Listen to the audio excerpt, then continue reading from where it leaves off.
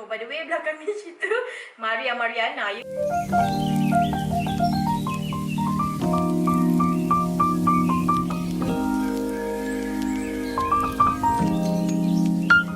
guys, welcome back to my channel and I hope you guys have an awesome day today. By the way, if korang first time datang kat channel aku ni, let me introduce myself. Nama aku Nela and nice to virtually meet you guys. Yes, salam yang satu. Salam cepat sekarang, salam. Okay. By the way, if you guys haven't subscribed yet, please don't forget to subscribe me, okay? Tapi kalau you dah subscribe to me, then I would like to say thank you so much sebab sudi subscribe I and also thank you juga sebab sudi klik dekat video ni. Okay? Sudi klik dekat video ni. Sudi tengok I lah kan. Walaupun aku ni gedabak, makin lama gedabak. Korang sudi juga tengok walaupun aku tahu tak ada siapa yang tengok. Sebenarnya aku je pasal. But anyways, life must goes on kan. Kita buat apa yang kita boleh buat je. Aku buat, bukan maksud aku buat apa yang aku boleh buat je. So as you guys can read from the title below, I nak share I punya personal opinion pasal topik ni lah, which is bersalin normal ataupun bersalin scissor. Pada aku kan, topik ni dia macam dah agak lapuk lah untuk dibahaskan sebab benda ni tak akan pernah habis. Akan ada orang yang bersalin normal sampai bila-bila dan akan ada orang bersalin scissor sampai bila-bila, sampai kiamat.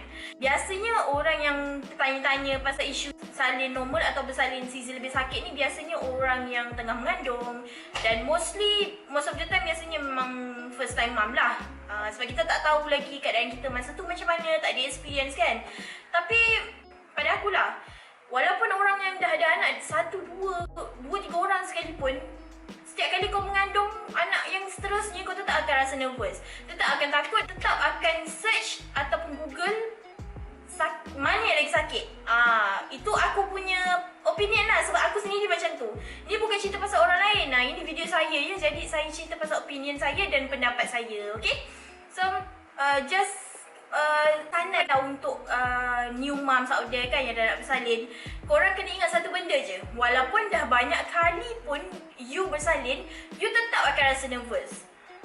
Sebab you akan rasa takut setiap kali you nak bersalin, tak kira lah anak yang keberapa pun. So benda tu you kena ingat, you tak kira lah bersalin normal ataupun scissor, tak kisah mana-mana pun, sebab dua-dua proses bersalin ni menyakitkan, tetap sakit. Dan macam kita tahulah, 3 sakit yang paling sakit dalam dunia ni ada 3. Ada 3 sakit, iaitu sakit gigi, kedua sakit bersalin dan then sakit mati ya. So kita memang dah tak boleh nak argue dah. 3 benda ni memang sakit. Tak kira lah kau bersalin scissor ke, bersalin normal ke, dia tetap sakit. Cuma sakit dekat tak mana tu yang berbeza. Itu yang aku nak share lah untuk hari ni sebenarnya. Okay, disebabkan juga I dah experience dua-dua jenis bersalin, iaitu bersalin normal dan bersalin scissor. So why not let me share my experience. Senang cerita sebagai kenangan untuk diri I sendiri lah, mana tahu akan datang yang ketiga nanti kan. Sebab pengalaman I bersalin anak kedua, aku tak ingat bersalin anak pertama sakit dia macam mana ya. Aku tak ingat sakit contraction tu macam mana. So benda ni senang cerita just untuk my personal kenangan lah. In future bila-bila masa aku nak tengok, boleh tengok kan. And who knows, mana tahu dengan harapan hopefully sedikit sebanyak I share ni dapat bagi manfaat lah pada mana-mana ibu moms out there, new moms, old moms, tak kira lah siapa-siapa pun kan. Sedikit sebanyak ada manfaat lah untuk kita gunakan pada masa akan datang. Kat sini I nak bagi disclaimer, I buat video ni tak ada niat, sikit pun tak ada niat langsung nak merendahkan mana-mana ibu yang bersalin, tak kira lah secara normal ya, ataupun bersalin scissor. I tak ada niat nak merendahkan mana-mana pihak. Sebab to me, in my opinion, anyways pun you bersalin, you tetap seorang mak. Anak you tetap pandang you dengan penuh kasih sayang. Eventually yang kita nak cuma adalah anak kita dapat lahir dengan sihat walafiat, dan kita pun tenang lah sebagai ibu kan, dapat tengok anak depan mata, takkan happy rasa. As you guys know, sebelum ni I dah pernah share pengalaman I bersalin 2 orang anak I. Total semua sekali ada 4 episod I ada share dekat YouTube I. So if you guys macam nak tengok, nak dengar, yalah nak tahulah apa experience yang I alami sepanjang I bersalin, sepanjang proses bersalin. You guys can simply klik link dekat sini, ataupun you boleh check out dekat I punya description box dekat bawah. I akan letakkan link untuk semua video yang ada 4 episod tu, ada 4 bahagian. I akan letakkan semua dekat bawah. Okay, kat bawah dan dekat atas ni. Okay, so you guys habis tengok video ni, bolehlah jump to next video. Yeah. Yang penting habiskan tengok video ni dulu tau. Jangan skip. Okay. Berbalik pada topik kita hari ni, bersalin normal ataupun bersalin season, mana lebih sakit? Okay. Kalau tanya I lah kan, honest, sejujurnya I akan cakap bersalin normal lebih sakit. Sebab bersalin normal ni dia punya proses nak sampai tahap baby keluar tu yang lama. Senang cerita contraction lah pada I. Contraction tu yang sakit. Nak dapatkan tune maksudnya daripada 1 cm ke 10 cm tu, untuk I personally, dua-dua anak I experience 24 jam contraction. Barulah I dapat bersalin. Tak kira normal atau cesarean, dua-dua sama. Bayangkanlah 24 jam tu lama tau. Orang boleh tidur 3-4 kali dalam masa 24 jam. I tak boleh tidur sebab I menahan contraction. Tonggang-tonggeng terbalik, terbaring meniarap, bergolek-golek dekat rumah aku menahan contraction. Sorang pula tu. Macam I cakap tadi, first of all you akan hadap sakit contraction. Yang kedua, you nak kena hadap sakit kena seluk. Sakit kena seluk ni bergantunglah, lagi awal kau pergi hospital, lagi banyak kali dah kau kena seluk. Macam I pergi hospital dua-dua dah 4 cm lah kiranya, baru kena first seluk masa 4 cm. And first kali contraction, kedua seluk, and then ketiga teran. Untuk teran ni kita kena tahu dan kita kena belajar teknik yang betul untuk meneran baby. Ya, ada beberapa teknik lah yang I pernah baca, tapi I tak sempat pun nak amalkan. Sebab bila dah sampai wasa nak bersalin tu, kau dah tak fikir apa dah, kau fikir nak beranak je. Tak kira lah teknik apa pun, teknik huha-huha pun, dan tak kira lah teknik tu senang ke susah, kau yang dalam otak kau cuma boleh fikir aku nak beranak, berzikir 1000 kali aku nak beranak tau. So tapi anyways, teknik teran tu pun penting juga. Apa yang kita kena buat masa kita nak teran, dan apa yang kita kena buat supaya kita tak teran bukan pada masa yang tak sepatutnya. Faham tak? Sebab setakat yang I tahu, you tak boleh teran sesuka hati. You memang kena tunggu signal daripada nurse. Biasanya 9 cm ke atas lah baru you boleh teran. Tapi itu depends, sebab nurse mungkin kita tahu diorang dah ada banyak experience kan. So diorang tahu kita punya bukaan tu masa bila kita boleh teran. Diorang check, diorang dah boleh agak okay, you boleh teran sekarang. Biasa macam tu bila dah nampak kepala baby lah. And then kenapa kita kena tunggu 9 cm baru boleh teran? Sebab kalau kita teran daripada, katakanlah biasanya sakit yang paling kuat pada 4 cm dan ke atas, masa tu kau memang tertonggeng-tonggeng lah, dah start menonggeng lah. Kalau kau start teran waktu 4 cm, 6 cm, 8 cm sekalipun, awal-awal dah teran, you akan cepat penat. Bila you cepat penat, bila sampai masa dah 10 cm yang sepatutnya boleh teran, you akan berada pada tahap yang you dah tak nak teran, yang you lebih sanggup tidur. Macam aku tidur masa beranak anak nombor 1.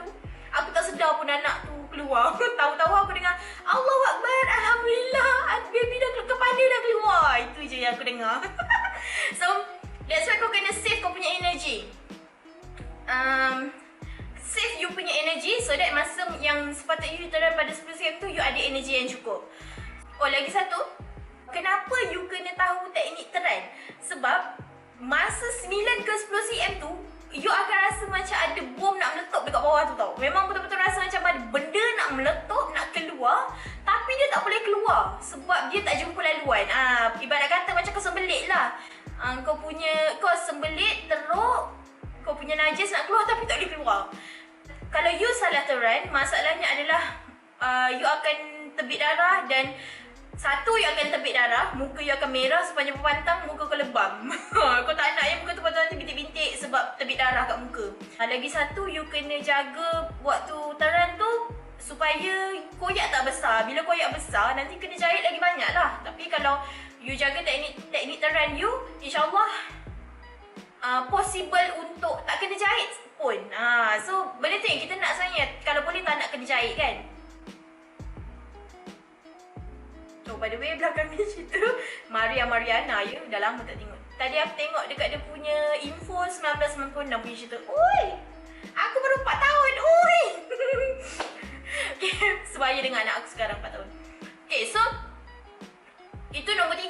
Sekarang nombor 4 ialah jahit selepas bersalin. Okay, so macam aku cakap tadi, macam I cakap tadi, kalau you ada teknik teran yang betul, you tak akan ada masalah koyak. Biasanya you kena jahit kalau you ada buat beberapa prosedur lah. Biasanya you kena jahit sebab you melalui satu prosedur. Contoh, kita ada 3 jenis prosedur untuk bersalin normal.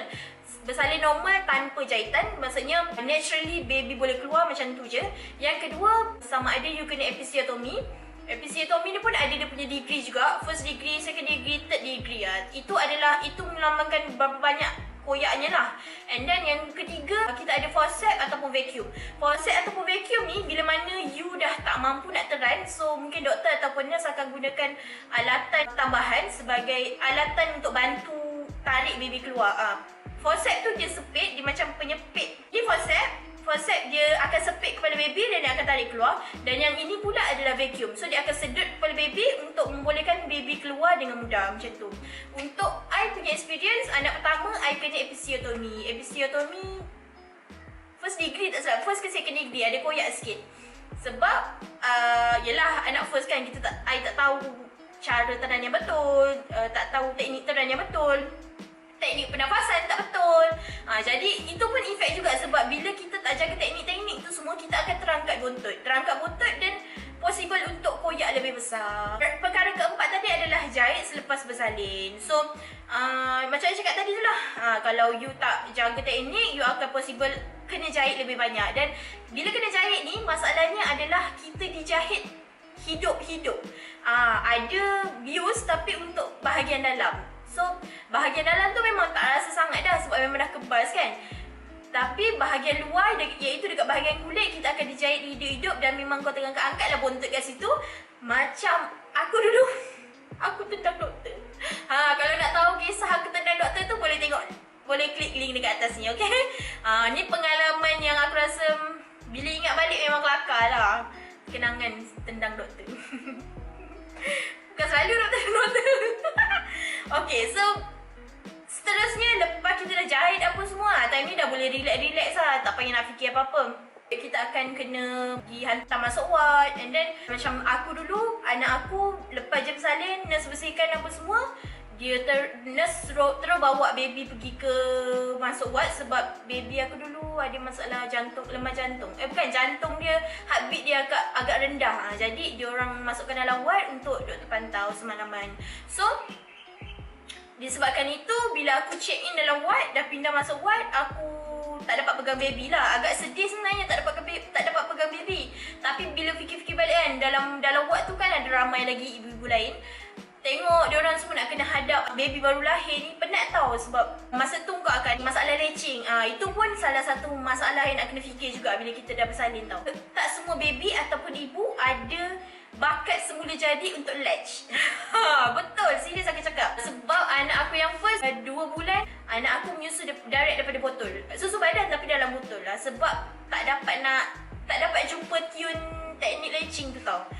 And then selepas kita jahit apa semua, tak habis sampai situ je tau.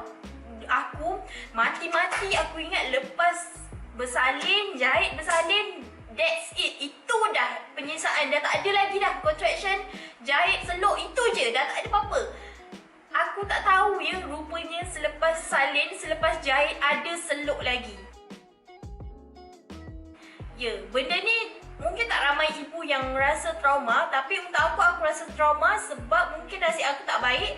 Aku dapat doktor yang bad mood ke apa ke, aku tak pastilah. Sebab dia sangat ganas.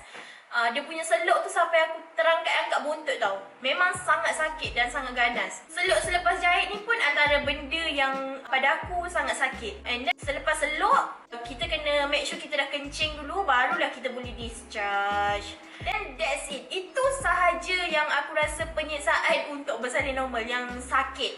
So kita ada lebih kurang 4 benda macam tu, 4 ke 5. Contraction, seluk, teran, jahit, and then last kali seluk selepas jahit. Itulah 5 perkara yang macam orang kata penting lah untuk kita tahu kalau kita nak bersalin secara normal. Kalau orang kata bersalin normal sakit, itulah dia 5 proses ni. Tapi kan satu benda best bila bersalin normal ni ialah penjagaan semasa pantang tu dia tak susah sangat. Tak banyak pantang larang. Tapi yang penting masa berpantang selepas bersalin normal ni ialah kau kena jalan dengan keadaan yang paling kontrol aju. Macam nervous kan nak dengar.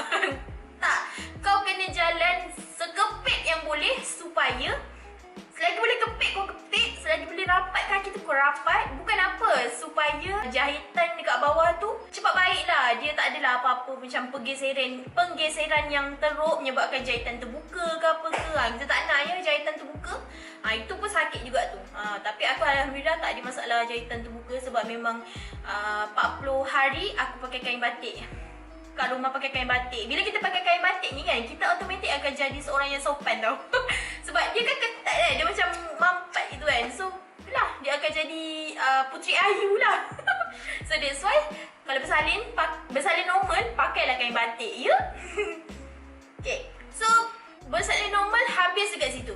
Sekarang kita akan masuk topik kepada bersalin scissor pula. Apa yang aku tahulah, bersalin scissor ni biasanya contohnya ada masalah baby songsang, baby premature, ataupun baby dah berak dalam perut, ataupun ada masalah-masalah penyakit yang berisiko tinggi. Contohnya paling normal ialah GDM lah, ataupun ke overdue macam aku dan slow progress macam aku juga. Mungkin juga sebab kalau kau tak mampu teran lah, depends lah pada keadaan baby masa tu. Kalau baby masih lagi okay, baby tak ada masalah stres ke apa, diorang mungkin akan proceed to normal. Tapi kalau baby stres ataupun baby dah berak macam aku cakap tadi, so normally memang doktor akan terus tolak untuk scissor. So basically kalau kau bersalin scissor, benda yang kau kena hadap cuma 3 je. Kau admit hospital, doktor check, ambil epidural, and doktor terus keluarkan baby dan jahit. Basically itu je yang kau kena hadap. Cumanya masalah dia adalah epidural. Suntikan epidural itu sangat sakit.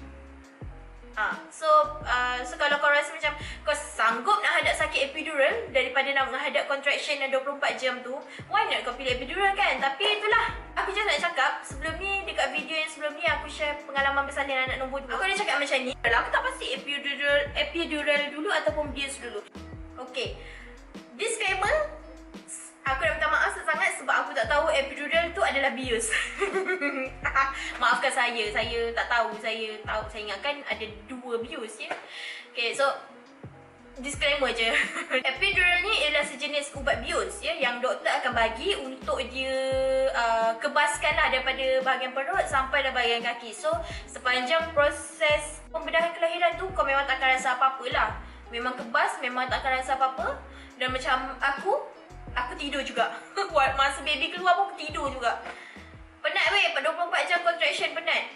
Oh, untuk kes aku, kalau normal punya scissor, biasanya memang diorang dah tahu, datang hospital, serah diri, and then kena scissor apa semua kan. Untuk kes aku pula, aku kena emergency scissor, di mana disebabkan oleh keadaan aku yang slow progress, lepas tu baby pula besar, menyebabkan doktor decide untuk scissor. Tapi itulah peliklah sebab aku walaupun aku scissor, tapi aku dah menanggung 24 jam contraction yang almost 9 cm. Bukaan dah dilate 9 cm, but at the end aku still kena scissor. So disebabkan aku dah rasa 2 benda tu serentak, so aku rasa in my opinion bersalin normal lebih sakit. Sorry but that's the truth for me. Sedih weh, sebab yelah aku macam dah berdoa dengan harapan dapat bersalin normal kan. Tapi itulah nak buat macam mana kalau bersalin scissor juga. So aku rejela. Siapalah kita bukan doktor yang boleh nak memandai nak buat keputusan suka hati kan. Lepas pula kita bersalin kat hospital kerajaan, so kenalah ikut je prosedur diorang punya ni. Kalau ikutkan sekarang tak nak. Macam apa yang aku cerita tadi, bersalin secara normal untuk penjagaan pantang tu dia tak susah sangat. Kau cuma perlu cuci luka, pakai ubat kuning, setiap kali cuci kan. Lepas tu kena kepit, itu je, that's it. Tapi kalau untuk bersalin scissor ni pula, Dia memang senang, kau cuma hadap sakit yang sekejap je, tapi dia punya penjagaan semasa berpantang ni inilah yang susah sebenarnya. Sebab honestly pada aku agak payah sebab nak kena jaga luka jahitan tu. Jahitan tu kan, dia betul-betul berada dekat pelipat perut. Kalau kau boncet macam aku, dia dekat pelipat perut atau dekat bawah pusat tau. Ataupun senang cerita dia dekat garisan spender lah senang cerita. Pada aku nak jaga benda tu sangat-sangat susah dan sangat-sangat renyah. Memang nak kena hati-hati, especially bila lepas mandi ataupun lepas kencing ke apa kan. Memang kena make sure tempat tu kering, supaya kita tak nak tempat tu basah ke apa ke. Sebab masa aku dulu, aku ada sikit complication lah. Dia tak adalah complication yang teruk, tapi complication jugalah, minor lah. Aku punya jahitan ada terbuka sikit je dekat hujung. Dekat situ ada macam air bisa yang kalau tekan dekat situ dia sakit tau. Lepas tu ada darah sikit dekat situ juga. So disebabkan itulah aku cakap tadi, kena pastikan tempat luka tu kering dan tak basah lah, supaya tak jadi masalah macam ada air bisa ke apa. Itu tak nak. Sebab air bisa tu busuk tau, macam bau bangkai macam tu ya, busuk. Macam aku dulu, aku ambil masa dekat sebulan baru aku betul-betul recover daripada bersalin. Daripada luka bersalin aku tu, almost sebulan baru okey. Baru macam dah tak sakit sangat, dah tak ada air bisa, dah tak ada darah apa semua. Orang lain biasanya lah yang aku tanya 2 minggu je dah cukup dah boleh recover, dah boleh jalan laju. Tapi aku tak, disebabkan oleh tiny complication tu lah, sangat sedikit. Dah habis pantang pun aku masih lagi jalan terkedik-kedik. Sebab bila luka masih belum kering lagi kan, nak buat macam mana. So terpaksalah jaga. Dan after that bila complication tu dah okey, dah letak ubat apa semua, dan barulah aku macam dapat recover. Aku rasa almost sebulan 34 hari 35 hari macam tu lah baru aku betul-betul macam sihat sikit lah. Tak lupa juga, kalau kita bersalin Caesar, kita kena cocok heparin selama 20 hari. Heparin ni yang aku tahu fungsi dia adalah untuk cairkan darah kita lah. Sebab kita kat operation kan, so tak nak ada apa-apa masalah darah beku ke apa dalam perut kita. So itulah fungsi heparin tu, dia akan cairkan darah kita. Dan yang aku tahu, heparin ni kita boleh cocok sama ada dekat peha kanan atau kiri ataupun dekat perut. Tapi masa tu aku pilih untuk letak dekat peha lah, untuk cocok dekat peha. Tapi untuk aku lah kan, cocok heparin ni pun satu masalah juga. Sebabnya aku allergic dengan heparin. Dan aku tak tahu aku allergic bahan apa, atau aku tak tahu sebab aku tak ada cuba untuk dapatkan maklumat ke apa. Tak ada, aku tak cuba cari gali dengan doktor. Aku tak teruskan lah bagi tahu doktor masalah aku semua. Aku langgar je. Dan tak silap aku after 10 days kot, 10 days ke 15 days macam tu, dia naik bintik-bintik merah tau dekat peha kiri dengan kanan. Sebab aku cocok kanan pagi, kiri petang. Besoknya pun sama. So tak adalah bengkak dekat tempat yang sama kan. Jadinya lepas 10 ke 15 hari macam tu, naiklah bintik-bintik merah dekat peha. Dan bila aku refer dekat doktor, aku cakap, saya ni allergic ke? Aku tanya dia, saya ni allergic ke macam mana kan? Lepas tu dia kata, untuk masalah allergic to heparin ni, dia kata very very rare to happen. Aku cakap belah rare pula. Masalahnya habis sini aku benda aku dah kena bentik-bentik ni kan. So dia cuma bagi ubat kulat je kot masa tu. So aku pun yelah, malas lah nak panjangkan benda. Dan sebab heparin tu dah habis cocok dah pun. Aku dah set cocok rasanya, masa aku tak ingat lah. Tapi itulah, dan habis kan. So aku macam teruskan je lah. Malas. Aku gigih lah habiskan juga 20 shot tu. Dan aku rasa tu juga benda yang nak kena fikir untuk bersalin nanti. Doesn't matter normal or Caesar. To me, both ways ada pro and contra masing-masing.